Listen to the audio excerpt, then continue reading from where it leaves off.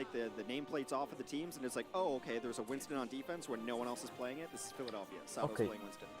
Hoje vamos abrir sem lootboxes. Well, Vamos yeah, a isso? Vamos a isso. Just to make sure he's not doing any funny business. Oh, there. Oh, there it is. Just picked the wrong side. Hello, Isu. Okay, so same kind of comps for both teams, mirroring again, no surprises here, and it's going to be all about really strikers setting up. Same with Hisu. Hisu's been able to get a lot of ult charge, being on the defense, who's just going to naturally get that a little bit quicker. Nice bio grenade though, Twilight and Rascal going a bright purple. I'll be able to escape the chocolate factory rather soon. They're going to have to be a little bit careful. What the? Okay, that was interesting. I think that was a sleep and a normal dart to deflect it back into Choi. Whoops, Daisy. There is 2 dicks now been acquired. And a third. Are they gonna touch? They're not going to touch. Okay, well, you just don't touch. Okay, and guess what, Hex? It's Numbani, so point 2 just doesn't exist. Although it might do now, actually, because Rascal and Smurf have ended up going down. Normally on this map, which is over the last tournament, you just don't see second. It's like half a fight, and then you just give it up, and you only fight third, and you have a 5-minute time back on third. Like, that's just how it is. Although, I do need a pause, I think. Yeah, they are going to call for a pause, so maybe something happened there, because that was very odd. The fact that Fusion just didn't touch. So. Nice. Yeah, I mean it was pretty bloodless. It was mostly just Sado went down. It was the only kill actually that San Francisco was able to take. It was just killing Sado. And meanwhile, San Francisco had they lost 2 of their own on the swing back. So I didn't see how Sado went down. I think he might have gotten hacked and killed, but I'm not certain what the cause is. We are not privy to that information. But yeah, that was a really uneventful first point for Numbani. And yeah, you bring up a good point on second point that I think right now, like, the defense is in a good spot if you can hold this corner. That's like the best spot to hold on second, because then maybe you can come in and get another fight. But if you get pushed back to the bus, a lot of times that's going to be the only fight you get, and it's just tough for the defense to set up because the high ground is almost like too far away to be advantageous for the defense, and a lot of times the Winston is just going to leap on you anyway from that point. So that's why seconds have been very, very offensive favored lately. Looks like Astro had a bit of a mouse issue, so we're just switching that out right now. Should be back in the game momentarily. So yeah, I don't think it really cost them the point. I don't know exactly what happened, of course, but they should be ready in just a second. Oh, he's shaking his head. No, Astro, no, don't shake your head. It's the wrong. It doesn't have it's the wrong mouse. No. The hyperglide on it. You got to go to a box that has skates on it. Yeah. Maybe Sans his mouse like Arns does. That's right. I forgot about that. And the paper too. Although his fingers have step back on, so it looks pretty promising. So, okay, let's quickly talk about the defense again, or like how it's going to transpire here. I said Numbani doesn't really. The second point doesn't exist. Let's be real with ourselves here. The semi-finals is like, well, we're playing Numbani. Oh, it looks like we're playing point A and point C, because point B you just don't at all. There's like half a fight, and if you lose 2 people, you're like, okay, we're going to get it up, whatever. We'll just fight at point C, because it's way more defensible, and we're way more almost practiced at that point, right? Because I can imagine the same kind of thing happens in scrims. So, however, this time around, with Shock losing 2 people early, Fusion going to be able to hold this really close. It depends how Striker's going to set up with an EMP, though. Yeah, obviously holding corners a little bit better when you have double shield, but you're still going to put the Winston over here. The EMP hits more. Good. They still managed to get the Nano off, though, and in fact, Choi's just going to walk on forward. He has Nano. Sado's going to have Nano as well, but he's trapped in a small room. Nice little sleep on Sado too. Fury ends up going down. Perfect reactive Nano boost from Twilight. Now Sado's in trouble. They just walk at him. This Fusion was split between the small room and the bus area, and Sado received almost no heals because the Llama Funny Astro, I believe they were LOS. They're going to fall, and well, there you go. Point 2, it's going to get capped, and there's nothing really their defense can do. Well, with the notion is without a shield tank that you want to post your Winston there so that he can get the cleaver on the corner. You give him the bubble. He's got his own, fish dome to drop down as well. But San Francisco just decided to just walk in with their Brigida and say, no, you stay in this room. We're not even going to bother trying to kill you. Stay in here, and the rest of our team's going to walk forward. San Francisco didn't have to use anything except Nano. Nothing. Ooh, there's the EMP, there's the blade, the bio grenade was good as well. Twilight does end up going down, but look at Rascal dive on these walls. However, without healing, he's going to be in a sorry situation. He doesn't end up going down, but he distracted Astro and Alarm for the entirety of that. But, okay, well, Violet's emoting this for him. That's very cool. He's just waiting for the heals, but they managed to cap the point because there was no heals in the front line for Fusion. So there you go, point 2 over, and now the 5-minute hold for Well, Fusion they here. also forced out the rally too, which is absolutely enormous. Like there's no defensive ultimates now for the Philadelphia Fusion, and then they're just now starting to get some ultimates online. For Philadelphia, it's got to be the EMP Blade, but Joy Hyobin's got grabbed for that. Beautiful little bubble there. Stopping Twilight instantly going down. They also pop rally. Grab available. Nano Blade on the other side though. They have EMP as well. There's the Blade, there's the Nano straight at the back, deflecting. Oh, you got hacked too. Wait, the bubbles are still going to save him. And the sleep as well. Are you kidding me? Are you kidding me, Twilight? They managed to bubble the Genji after he got hacked so he couldn't kill him. The dash didn't kill him either, and then Twilight hits the nade and the sleep to follow up. The San Francisco Shock are going to be able to push this payload in now. Hisu with the late EMP. The Fusion are scattered. The Shock with a 4-minute, 20-second time bank for the next round, even if they need to go there as they cap this third point. What? Just what? Twilight is going off. This ridiculous. is Anna Mains rejoice because this has been a treat all day watching these god-tier Ana players hit amazing shots. The self-preservation is insane. And 2 of the Philadelphia Fusion's 4 kills came on just garbage time cleanup after first point was captured. And then I think they got, what, they got Rascal once when he overextended? That was it. No defense on Numbani. So exactly what happens here, the Genji gets bubbled after he's hacked because he was deflecting to stop that damage going through, and then Twilight hits the sleep as Ivy dashed, he 180, hit the sleep, then hit the nade, the damage was enough, he killed him off. That was the best peeling of a Nano Blade I think I've ever seen. That was unbelievable. Shock and I said point 2 doesn't exist, and potentially a 5-minute hold because we've seen it before. We saw it in the last series, but with a 4-minute time bank, 4 and a bit minutes, that's absurd. That's actually absurd. Yeah. We're gonna have to see where that one ranks as far as fastest Numbanis of all time, because it did not really get slowed down too much. A small hiccup after first point capture. Now Philadelphia Fusion must complete the map, and San Francisco. No, the cheese. Oh, that was a really nice scout in there from Hisu. Almost got the hack off as well. He almost got slept. Yeah, that would have been a disaster. Of course, sleep being a small animation, of course, you can use it to interrupt things, ultimates being one of them, but it interrupt recalls as well. So if you sleep someone, the damage you could do in that time of actually getting back up could normally be quite deadly, especially if you've got a Genji and a Winston jumping on you as well. So, nice. Well, initially they were able to push Rascal up the high ground, but he got a ton of heals, so the Winston follow-up was not able to push him back to spawn. And Philadelphia going to go for the pincer move. Well, didn't wait for his team to go up there and hope that Shock could engage. First bubble has already been used, actually, from the Shock, yeah, so Choi has to be playing rather safe. Astro ends up going down. Like I said, it was Sleep on the return there. So they do trade him for Smurf. Nabani, one of the best maps really for defenders because the spawn point is fairly close, so Fusion know time is of the essence currently. They're going to Nano Furies, they send him forward. Side is still pretty low, but you don't want to get in front of Fury, not when he has this much charge and a Nano. This Graviton Surge is coming online rather shortly. Striker's going to go down as well. Nah, they're not fighting. Smurf respawned. He was the first one to die in that. He took one look at the glowing Fury. Oh, that was so nice. Oh, everyone's sleeping. They all sleep, taking a little nap together in the corner. They haven't quite captured the point yet, but it will be there momentarily. There you go. San Francisco was at the back line. Everybody is really low, by the way. Imagine if Winston had resets. That would be ridiculous. Sure ends up ending his own life on the bubble there, but here we go. Point 2 in Nabani. It's going to go within the blink of an eye. Fusion are going to hold it really far up with Astro being on the... San Francisco was going to go in there if that sleep didn't happen. They were trying to send 2 on one side and waiting for the dive in to come from their tanks, who were just posturing right around the corner. Luckily, they got the sleep, and San Francisco unable to recontend. However, San Francisco has not wasted ultimates, so sometimes where the snowball can happen is that you dominate a team like Philadelphia just did on first point, and the other team doesn't have ultimates. That is not the case for San Francisco. We've got a full 6 loaded on each side.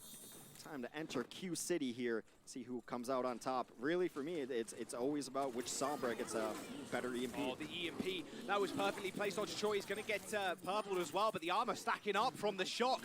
Choi was the target that they wanted to leap on, but they just couldn't get to him.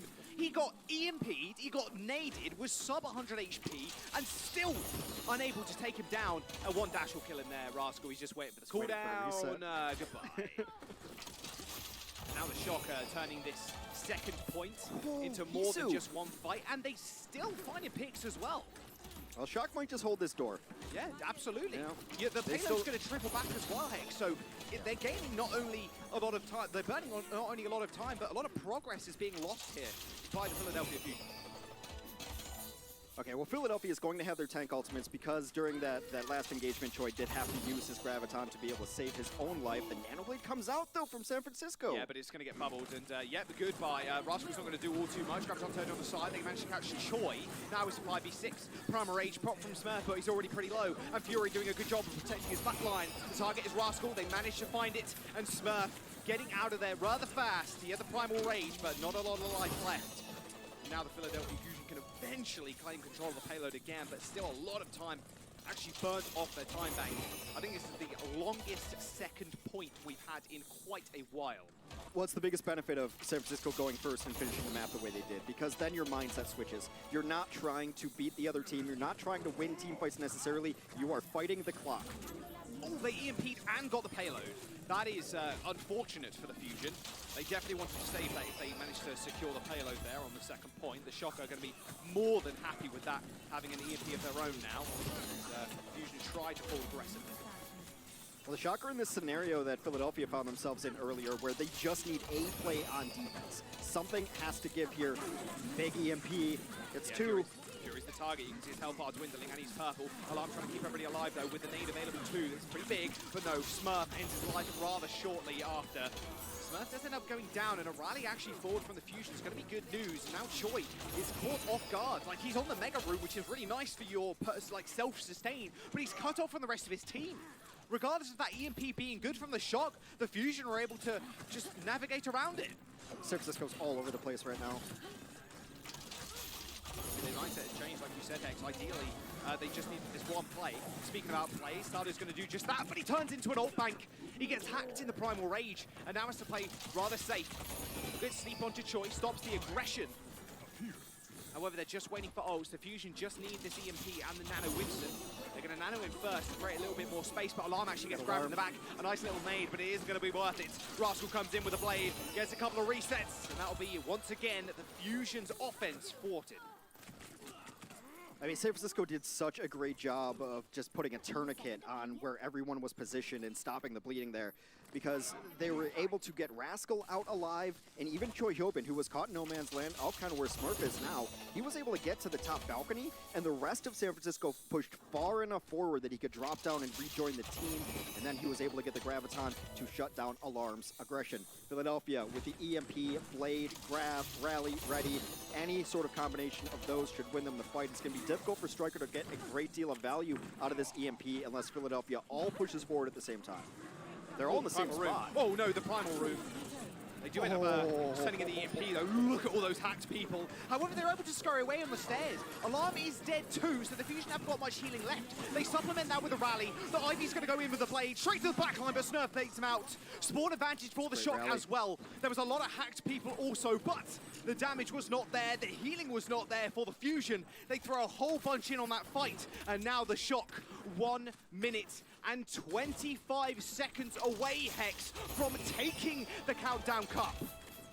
Well, Philadelphia had this intermediate staging ground in low pack room, and all of a sudden they're all grouped together. The Primal comes in and it creates chaos, and then Striker gets an enormous EMP. The follow-up is there. Philadelphia has to burn ults just to try to stay alive.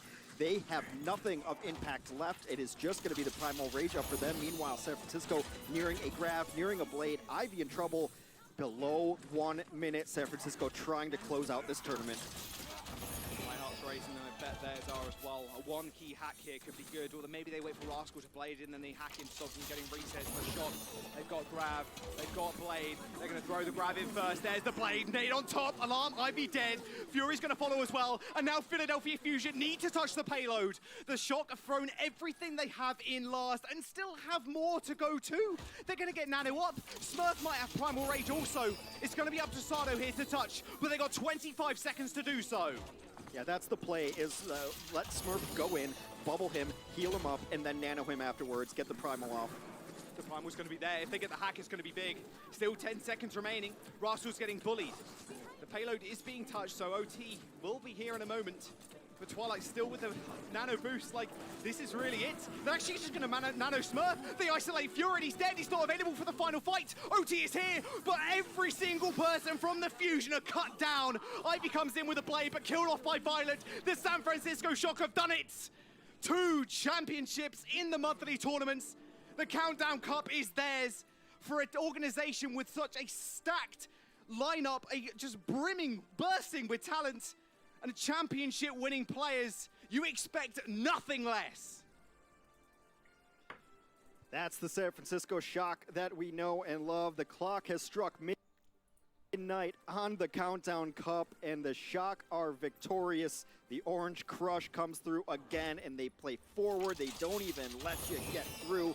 Smurf has been playing out of his mind. You know, he might just be smurfing. He might be in a secret underground Overwatch league that we don't know of, which is all everyone's 5,000 and 6,000 SR, because that's how good he looks against the Philadelphia Fusion.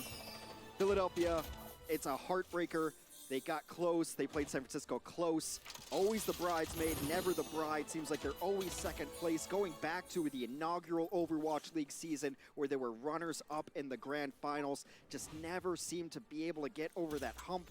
They played the composition well. The meta maybe doesn't suit their best players as Carpe rode the bench all series. But the San Francisco Shock team, we talk about the big 3, and I mention it every time we cast a Shock. Yes, there's a big 3, and there's a gulf between them and everyone else, but it still seems that San Francisco, they still have a gulf between them and everybody else in the North American region.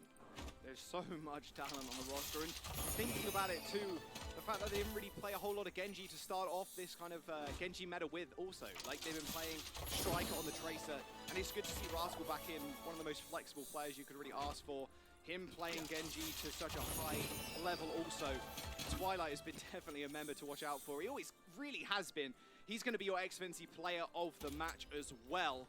And the Shock, they take home yet another trophy. 2 out of the 3 tournaments they've won as well. Main Melee, they got beaten in this in the semis as well to Paris, who was the eventual winners of the Summer Showdown.